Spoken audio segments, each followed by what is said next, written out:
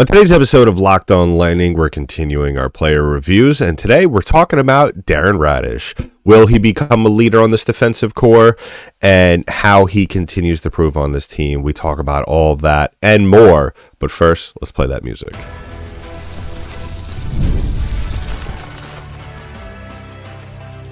You're Locked On Lightning, your daily podcast on the Tampa Bay Lightning, part of the Locked On Podcast Network. Your team every day. And welcome to another episode of Locked On Lightning, part of the Locked On Podcast Network, your team every day. I'm your host, Adam Danker. Thank you for joining us on this episode of Locked On Lightning. Just a reminder, today's episode is brought to you by Game Time. Download the Game Time app, create an account, and use the code LOCKEDONNHL for $20 off your first purchase. Terms apply. On this episode, we're continuing our off-season player review series. Today, we're taking a look at Darren Raddysh. Later on, we'll be talking about Brandon Hagel. But before we grab any of the topics and take a look back on Darren Raddysh's season as well as his future, I just want to remind you to go ahead and subscribe to the podcast. If you haven't already done so, please go ahead, give us a subscribe. Download our podcast on Spotify, iTunes, wherever podcasts are distributed in audio form. We're also available on YouTube. Subscribe to our channel there. Drop a comment below this video. How did you feel about Darren Raddysh this season? So, Darren Raddysh was one of those guys, and where I didn't know a whole ton about him going, really back a couple of years. Obviously, the only thing really we knew of him was that he was one of the kind of the more liked Lightning prospects that come out of Syracuse.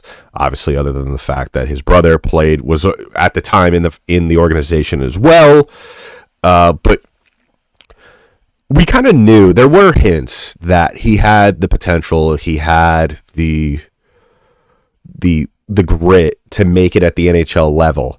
We saw it during the playoff run in 21-22, just how well he played during that run for the Tampa Bay Lightning, and then just the way he's been able to kind of develop over the last couple of years with really not much playing time. I mean, other than this past season, we haven't seen a whole ton of Darren Raddysh at the NHL level. 4 games in 21-22, and then in 22-23, 17 games.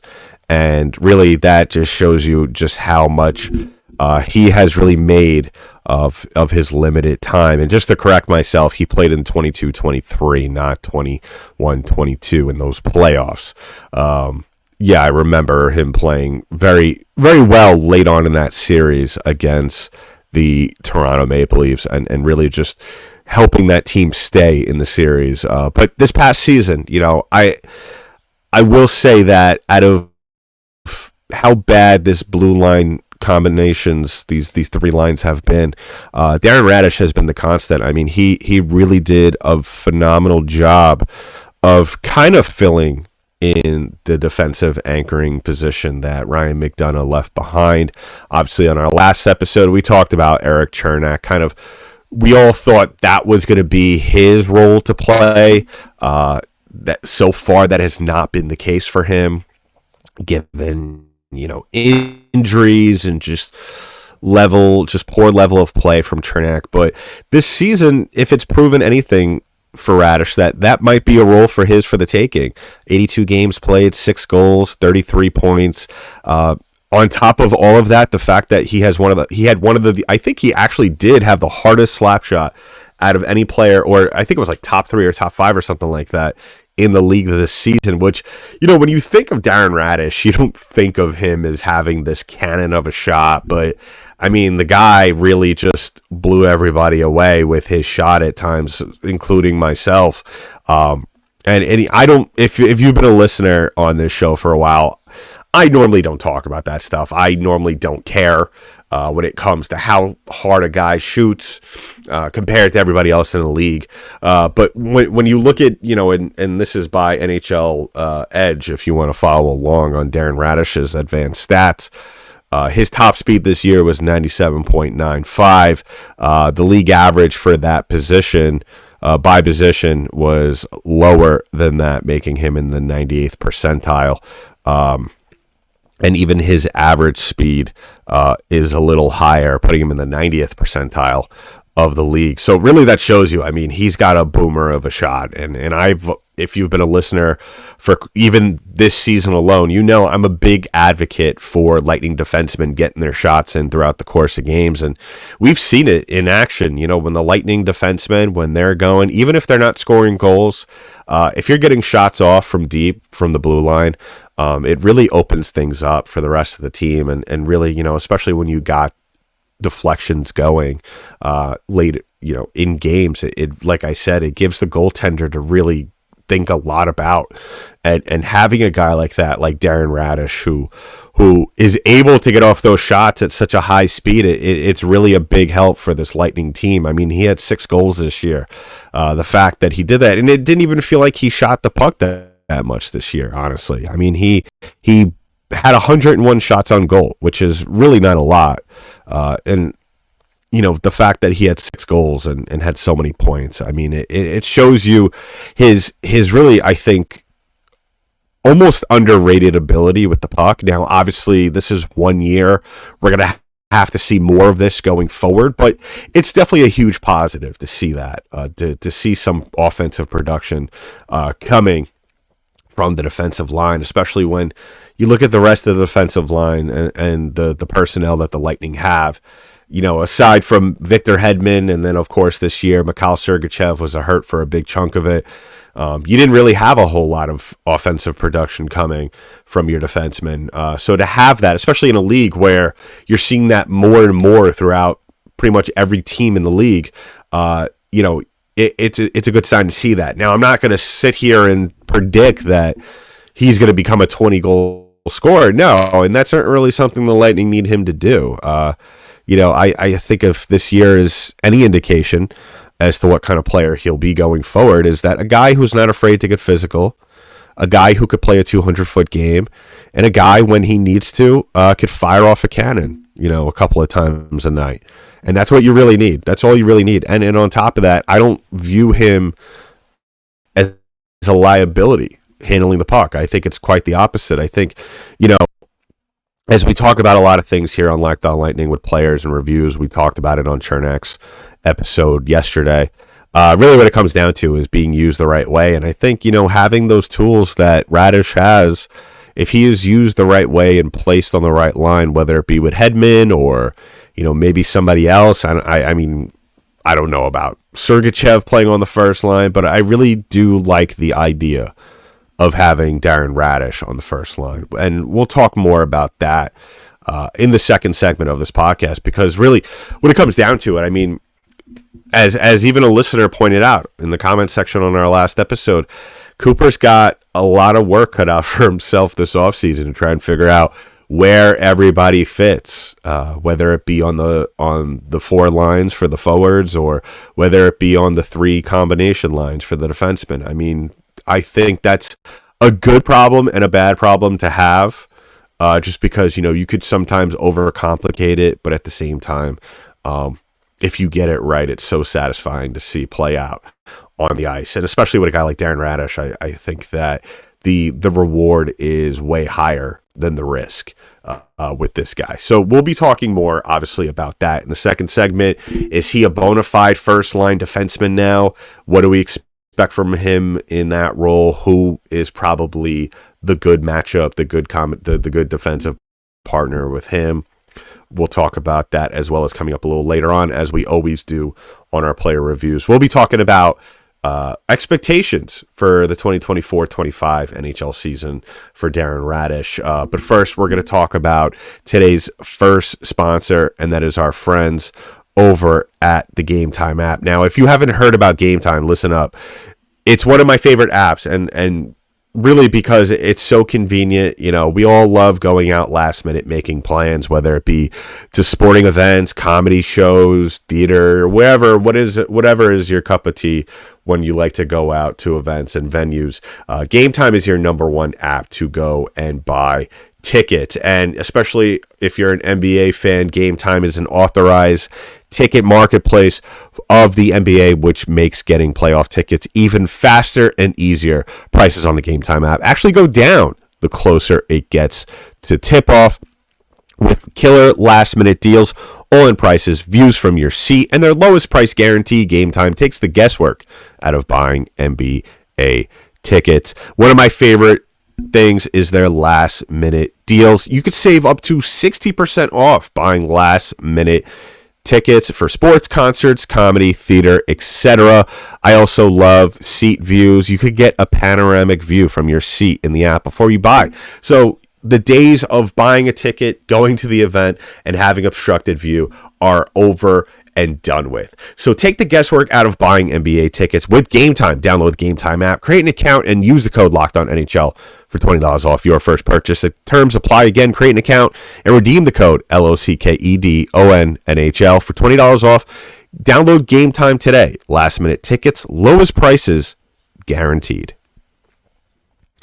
So as always, I want to thank you all for making us your first listen of the day. If you haven't already done so, please go ahead and subscribe to the podcast. Give us a follow wherever podcasts are distributed in audio form. We're also available on YouTube. Subscribe to our channel there. Hit the notification button on any app-based platform, so as soon as the newest episode drops, you'll be notified. So we just got done talking about Darren Raddysh this season, and I have to say, if I had to grade his season as I am doing with all these players, now they're not going to be perfect, and I know a lot of you are going to have different views, and that's why I encourage you all to comment on the video below on YouTube, or reach out to me on social media, or the show, LO_Lightning on Twitter, LockedOn_Lightning on Instagram. Follow me on Twitter at DenkyDank, DenkyD8NK. Reach out to me or the show, or just comment below. Let me know what your grade was for him for his season. Mine, I would have to say, is probably a B. I look at not only the player, the performance that they put on, the season, statistical stuff as well, but the circumstances. And I thought that, given everything that we saw from this team this year, just the struggles that they went through, the way it looked at times, these defensemen and just this team defensively looked not only out of sync, but just not on the same page with each other. Seeing the performance we did from Darren Raddysh was really kind of something that was encouraging, especially when you're looking towards the future of Lightning hockey. So that's something I take into account as well. And speaking of the future of Lightning hockey, obviously the one thing that we're all thinking about this summer, not only is free agents and all that stuff, and just I didn't talk about it yesterday because it was announced after the episode, obviously, but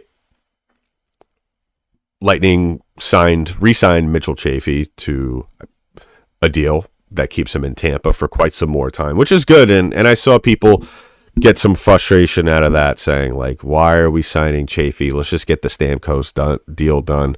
And I get that. And I'm very curious to see where the Lightning go from there.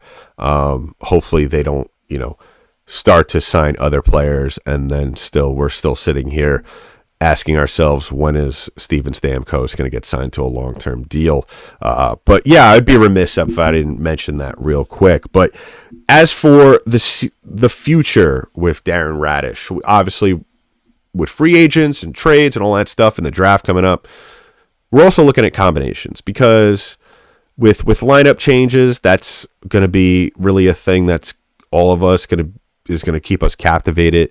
And that's something that we have really been talking a lot about here on Locked On Lightning, especially since the season has ended. And I have loved all your feedback. And I said it throughout the course of the season, for the most part, that I really thought that Darren Raddysh, especially like towards the midway of the season, should have been on the first line with Hedman. And then eventually he was moved up there, and I thought he really blossomed with his production, not only offensively, but just defensively. And he was making a lot of good plays.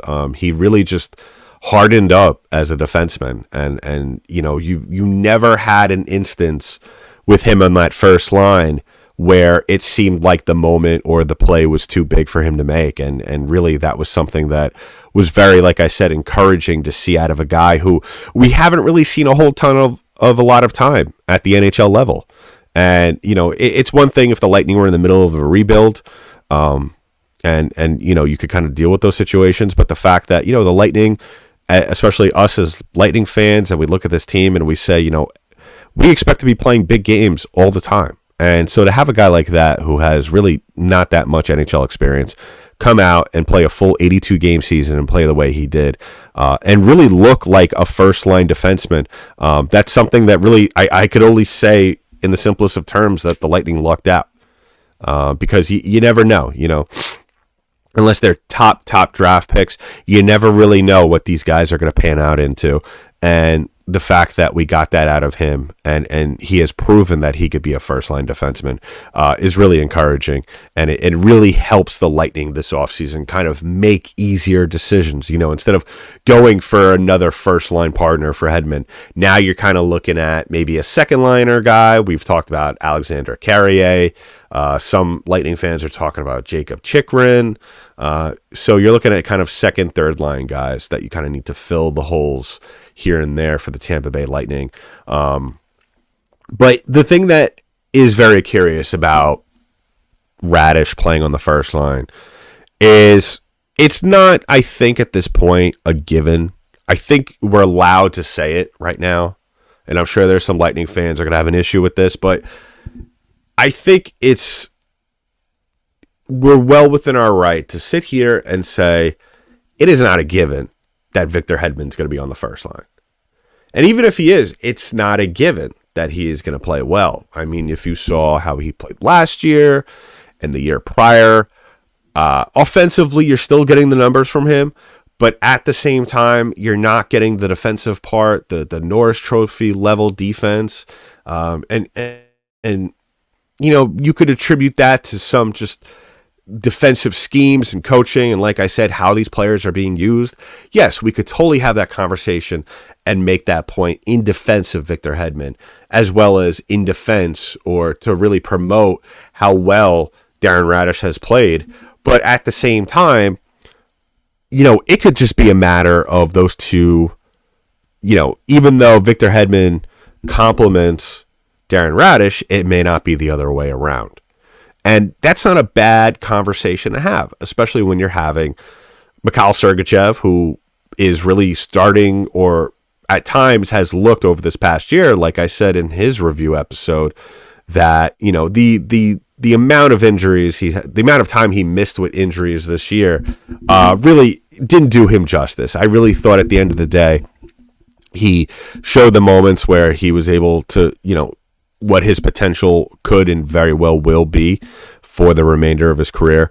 But I think that still the best is yet to come with him. And I think that this season, I would prefer for the first line to be Sergachev and Darren Raddysh. And then the second line would be something to the effect of maybe Hedman and let's just say player X, because I would imagine whoever's coming here in free agency, whichever UFA defenseman the Lightning do sign, because they will. I mean, they really don't have a chance to kind of sit here and gamble with maybe another defenseman from Syracuse. You really can't sit there and tell me that, and no offense to him, but you really can't sit there and tell me that Max Crozier is really your best option for a third-line defenseman, alongside with partnering with Emil Lilleberg. I mean, Lilleberg that spot is locked in. That's his spot on the third line. But I think, like I said in the Eric Chernak episode, I think that really Chernak should start the season on the third line, let him get his act together, let him figure it out, and at the same time mentor Lilleberg. So really that leaves Victor Hedman without a defensive partner.